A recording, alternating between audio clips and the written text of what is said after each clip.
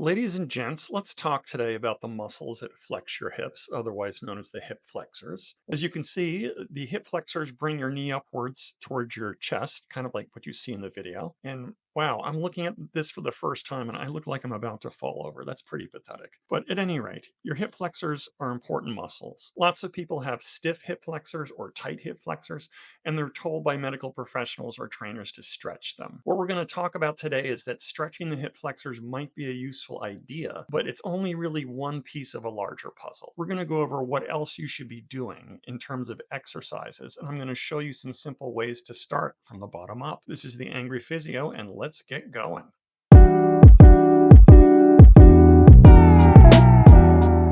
All right, ladies and gents, so the first thing we're going to do is just kind of explain to you what the hip flexors are. There are many muscles that flex the hip or bring that knee up towards your chest, as we saw in the video before. So we have the psoas muscle, the iliacus muscle, the rectus femoris muscle, the sartorius muscle, to name a few. And what you're seeing here in this little video is I am drawing in several of the hip flexor muscles.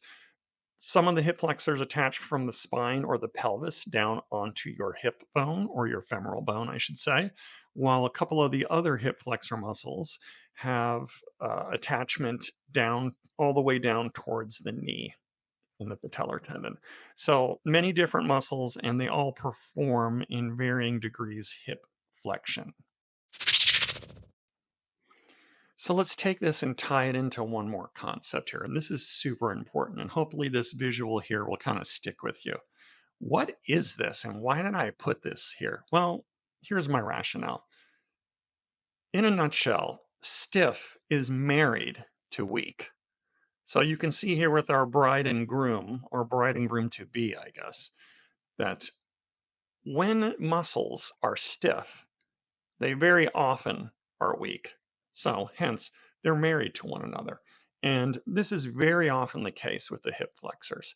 So if you have hip flexors that are stiff, there's probably also a very good chance that your hip flexors are weak. So what we want to do in terms of our intervention is we not only really want to stretch the hip flexors, although I'm not averse to doing that.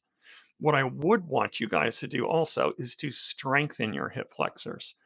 And what we're going to talk about for the remainder of this video are ways that we can strengthen our hip flexors in a responsible manner. So how do we know when the hip flexor muscles are stiff or tight? So right here, what you can see that I'm doing is a little bit of what I would call the hip flexor joint test. And I'm taking one of my knees and scooping it up towards my chest. And then I'm taking my other leg, as you can see here, and I'm letting my other leg kind of ease down, letting my foot ease down towards the floor. Now, important to note here that I'm keeping my knee bent and I'm keeping that leg that's going down towards the floor towards my midline. I'm not letting my leg kind of fall out to the side. And what you can see right here is that if you can get your thigh bone or your femur to horizontal and just kind of basically parallel with your body, then that's indicative of normal hip flexor length. As opposed to, if you can see here, I'm going to kind of do this again and demonstrate what maybe a stiff or tight hip flexor might look like. If you bring that knee down and it doesn't go down all the way, if it gets stuck, as a matter of speaking, and does not go down to that horizontal position, that may be an indication that your hip flexors are stiff. So if a patient comes into the clinic and I have them do that 2-joint hip flexor test that we just showed you, where you bring the knee down and the foot down towards the floor, if that tests positive, or if that thigh doesn't go into a horizontal position, what I'm going to start my patient with is the most basic hip flexor strengthening exercise that I can think of. And what you're seeing right here is me laying on the table and just doing a very pared down, simple iteration of hip flexor strengthening. All that I'm doing, what you can see right here, is that I'm bringing my knee up towards my chest. I'm bringing it past the vertical, and I'll put a little line in there to show you that. So I'm bringing it up, I'm meeting my hand, and I'm resisting my knee into my hand, and vice versa. I'm trying to hold that position. 5-second hold 10 times, and I'll start the patient maybe with like 2 or 3 sets of 10. For people who haven't done hip flexor training before, you will be shocked at how much this burns. So this is a good starter exercise. Now, let's say you've done that lying down hip flexor exercise for a couple of weeks and you're feeling like this is getting a bit stronger. Fantastic. Let's up the ante a little bit. So, what I'm doing right here, this would be the level up exercise or the next level up, is I am sitting at a table and I'm having my other foot supported by a stool or bench or level surface. And then I am taking my other knee and I am bringing it up towards my chest. You can do it in the way that I call like a place and hold, meaning you bring that knee up with your hand, you help it, you let it go, and you hold that spot. You're holding it against gravity, so it's a bit harder to do than the first exercise. And once again, I'm usually going to have a patient do maybe a 3 to 5 second hold, 2 to 3 sets of 10.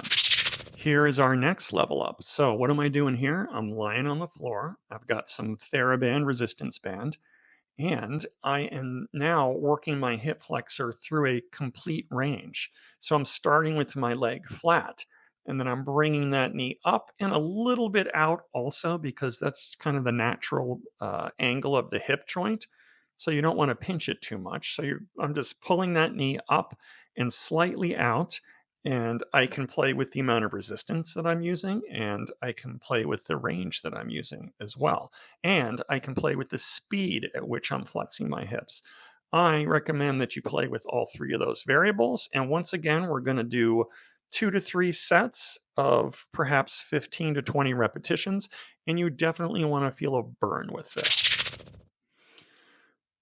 Ooh, and here we are back to that embarrassing video, and it looks like I'm about to fall over. So this is me doing a standing hip flexor exercise where I have the cable attachment strapped to my ankle, and I am basically just doing a semi knee kick out in front of me. So I'm using my hip flexor through an entirety of range, and I've got some resistance behind it. So this, I would say, is probably one of the more higher level exercises that I would do, and I would make sure that I was good at the other exercises first before trying something like this.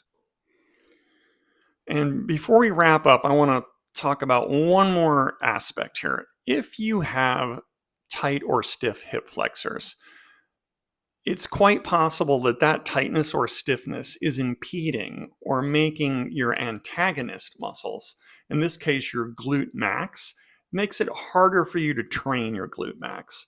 So what I tell people to do is you can stretch your hip flexors and you can work the hip flexors, and that will kind of help to lengthen them out. But what I also recommend is that right after you do that, hit your glute muscles as well.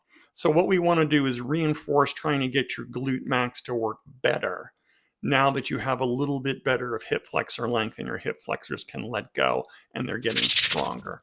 So from the video that we have right here, what I am doing is just good old fashioned TRX rows with a squat. And you can see I'm going fairly deep here. And when I'm coming up, I am really just emphasizing squeezing my butt and kind of pushing my pelvis forward to get to that end range. Doing 3 sets of that, 15, 20 repetitions will really burn your glutes. And it's a really good way to kind of add a benefit on to the hip flexor work that you just did. If you have any questions, feel free to drop me a line in the comment section. In terms of the whole concept of stiff being married to weak, it ain't just the hip flexors. This happens in all sorts of muscle groups. I would say most muscle groups. So more on that in the future. So just check out the Angry Physio and see what we have in store in terms of hamstrings, scapular muscles, etc., with this same concept. Please subscribe, rate, and review. It helps a lot with the analytics. And we'll see you next time.